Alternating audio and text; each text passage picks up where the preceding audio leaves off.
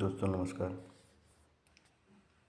आज हम लोग बात करेंगे क्लास 8 का ज्योग्राफी का जो इम्पोर्टेंट क्वेश्चन जो बीपीएससी तैयारी में आता है वो एससीईआरटी के बुक से देखेंगे दोस्तों। एससीईआरटी का बुक जो बिहार टीजीटी पीआरटी या फिर पीजीटी कोई भी उसकी तैयारी करें उसके लिए काफ़ी इम्पोर्टेंट है। तो इसमें देखते हैं संसाधन के बारे में दोस्तों दिया है। ये ज्योग्राफी का क्वेश्चन है। ये बुक का ही एक बहुत सारा कलेक्शन है दोस्तों। यहाँ कटिंग है, देख सकते हैं।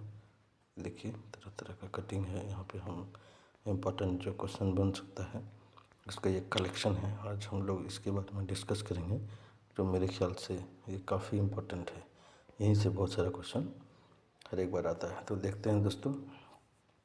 तो सबसे पहले संसाधन के बारे में दिया है। तो संसाधन के बारे में बात करें तो संसाधन 3 तरह का होता है: प्राकृतिक संसाधन, मानव संसाधन और मानवकृत संसाधन। और बात करेंगे तो प्राकृतिक संसाधन में भी हम लोग देखते हैं 1, 2, 3, 4, 5 5 तरह का इसको क्लासीफाई किया गया है। तो प्राकृतिक संसाधन जो होते हैं वो होते हैं विकास एवं उपयोग की दृष्टि से, दूसरा है उत्पत्ति के आधार पे, तीसरा उपलब्धता के आधार पे, है ना दोस्तों, चौथा है वितरण के आधार पे और पांचवा है स्वामित्व के आधार पे। और इसमें हम लोग देखेंगे एक एक करके कि विकास एवं उपयोग की दृष्टि से जो होते हैं वो 2 प्रकार के होते हैं: वास्तविक और संभाव्य। उत्पत्ति के आधार पर 2, जैविक और अजैविक। उपलब्धता के आधार पर नवीनकरणीय और अनवीनकरणीय। और वितरण के आधार पर भी 2 होते हैं: सर्वत्र उपलब्ध और स्थानिक उपलब्ध। मतलब कुछ ऐसे जो संसाधन होते हैं वो किसी खास जगह में उपलब्ध होते हैं और एक होते हैं जो सब जगह मिलते हैं। दूसरा टॉपिक के बारे में बात करेंगे दोस्तों तो वो है मृदा से जुड़ा हुआ, मिट्टी के बारे में। मिट्टी की जो है मिट्टी को हम लोग 3 प्रकार बांटते हैं। पहले उर्वरता के आधार पे, दूसरा गठन और संरचना के आधार पे और तीसरा है रंग के आधार पे। तो उर्वरता के आधार पर याद रखिएगा दोस्तों 2 तरह का होता है: उर्वरक और अनउर्वरक। गठन के आधार पर 3 तरह का होता है: बलुई मिट्टी, चिकनी मिट्टी और दोमट। रंग के आधार पर बात करेंगे तो लाल, काली, भूरी और बादामी कलर का मिट्टी पाया जाता है। अगला बात करें तो दोस्तों इसमें हम देखिए ये बुक का ही है ना, बुक का ही कटिंग है। इसमें स्पेशल जो है कार्बन में दिया जाता है का कि कोयले में कौन सा कोयले में कितना कार्बन होता है। तो एंथ्रासाइड में याद रखिए दोस्तों 90% ऊपर होता है। बिटुमिन से 60 से 80, लिग्नाइट में 50 से लेकर 70 और पीट में सबसे कम जो 50% से भी कम होती है। यहाँ डायरेक्ट क्वेश्चन यहीं से आता है दोस्तों, तो ये ध्यान रखिएगा। कुछ और पॉइंट है दोस्तों कि भारत में सबसे अधिक वर्षा या वन कहाँ पाए जाते हैं तो वो है मिजोरम में। याद रखिएगा वो कितना परसेंट है, 91.27%। 91.27% सबसे ज़्यादा कहाँ पाए जाते हैं वो है मिजोरम, वो है मिजोरम। ठीक है दोस्तों, यहाँ से डायरेक्ट क्वेश्चन आता है। और वो एससीईआरटी का बिहार सरकार का जो अपना बुक है उसका ये पेपर कटिंग है दोस्तों, बुक का कटिंग है। तो मेरे ख्याल से काफ़ी इम्पोर्टेंट है, यहीं से क्वेश्चन आने वाले हैं। आप देख सकते हैं अगला क्वेश्चन यहाँ से आ रहा है इम्पोर्टेंट, सबसे अधिक वन वाला क्षेत्र जो वो है मध्य प्रदेश। ये ध्यान दीजिएगा दोस्तों, अगर 1% पूछा जाएगा तो मिजोरम और 1 वाला पूछा जाएगा तो मध्य प्रदेश। और 77.7 किलोमीटर तक फैला हुआ है दोस्तों।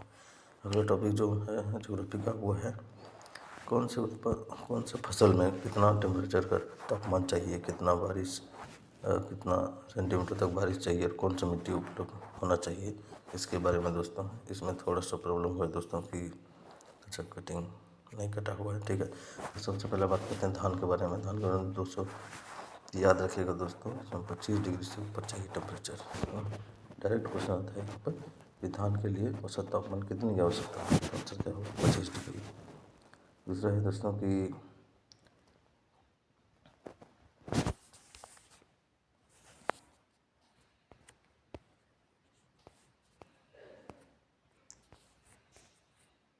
दूसरा है वर्षा कितना चाहिए, तो 75 से 125। मिट्टी कौन सा चाहिए, तो चिकनी मिट्टी में ही होगा, दूसरा नहीं होगा।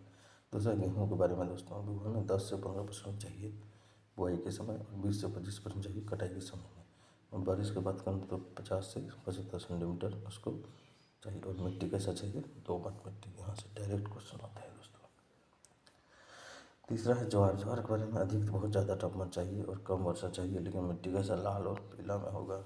चौथा है बाजरा और पाँचवा है रागी और छठा है मकई। मकई का देखिए 21 से 27 डिग्री टेम्परेचर चाहिए, है ना। और जड़ और मिट्टी में ये होगा दोस्तों। अगला हम लोग बात करेंगे दोस्तों उद्योग का वर्गीकरण, है ना दोस्तों। कि उद्योग का वर्गीकरण मतलब उद्योग जो है वो कितने प्रकार का होता है। यहाँ से डायरेक्ट क्वेश्चन पूछा जाए कितने प्रकार का होता है। कच्चे माल के आधार पर, पूंजी निवेश के आधार पर और स्वामित्व के आधार पर। तो कृषि आधारित उद्योग पूछा जाएगा डायरेक्ट यहाँ से कि कृषि आधारित उद्योग किस उद्योग का वर्गीकरण में आता है। आंसर क्या होगा, ये होगा कृषि आधारित कच्चे माल के आधार में आता है। अगला क्वेश्चन देखते हैं दोस्तों। पूंजी आधारित में कुटीर उद्योग, लघु उद्योग और बृहद उद्योग आता है। स्वामित्व में निजी, सार्वजनिक, संयुक्त और सहकारी। अगला क्वेश्चन देखते हैं दोस्तों, उल्टा हुआ है, फोटो स्टेट ही थोड़ा गड़बड़ हुआ। अगला देखते हैं, यहाँ से काफ़ी इंपॉर्टेंट ये क्वेश्चन बनता है दोस्तों। पूछा जाता है कभी कभी कि जो स्टील प्लांट है बोकारो का वो कहाँ पे है। आंसर याद रखिएगा, झारखंड राज्य में जमशेदपुर का स्टील प्लांट कहाँ है, तो वो भी झारखंड, यहीं से डायरेक्ट क्वेश्चन आता है। राउरकेला कहाँ है, तो ये है उड़ीसा में। अगला क्वेश्चन देखते हैं दोस्तों, भिलाई। भिलाई कहाँ पर, छत्तीसगढ़ में। दुर्गापुर कहाँ है, तो वेस्ट बंगाल में, वेस्ट बंगाल।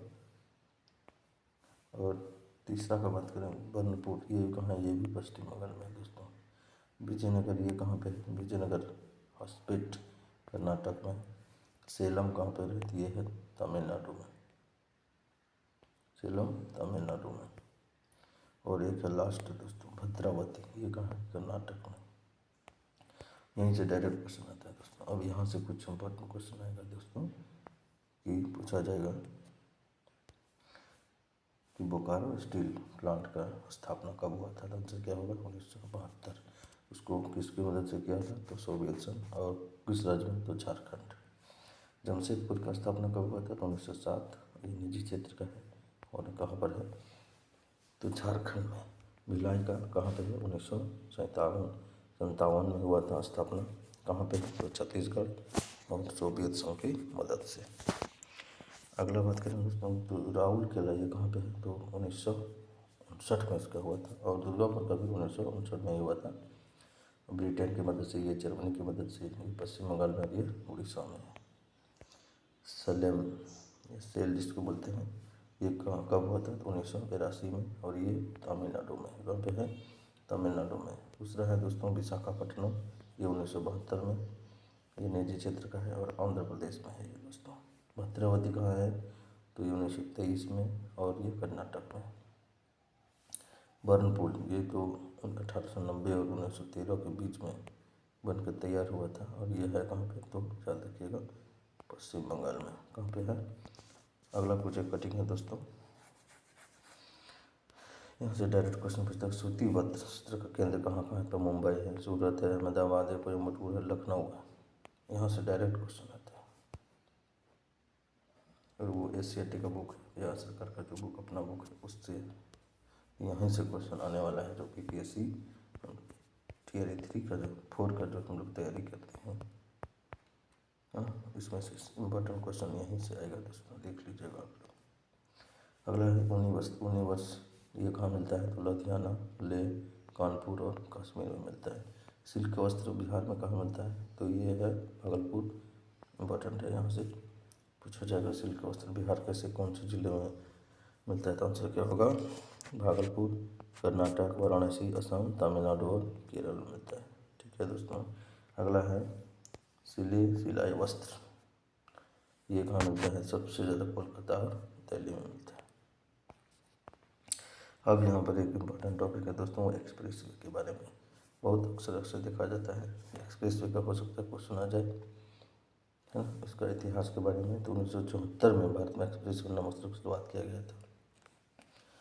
यहाँ से ज्योग्राफी के बहुत इंपॉर्टेंट क्वेश्चन यहाँ से है दोस्तों कि एक्सप्रेस वे की शुरुआत कब की गई थी। तो आंसर क्या होगा 1974। इसमें और भी आ गई है 6 लेन वाली सड़क होती है। तो कितने लेन वाली होती है 6 लेन वाली, है ना। और यह सड़क में 7 मीटर चौड़ा होता है। कितना होता है 7 मीटर। एक्सप्रेस वे पर दोनों ओर तार का घेरा होता है। पैदल पशु सड़क में कोई ना आ सके और 2 पहिया 3 पहिया ट्रैक्टर अधिक पूर्णतः बाधित होता है। मतलब इसमें मोटरसाइकिल वगैरह भी नहीं चला सकते हैं।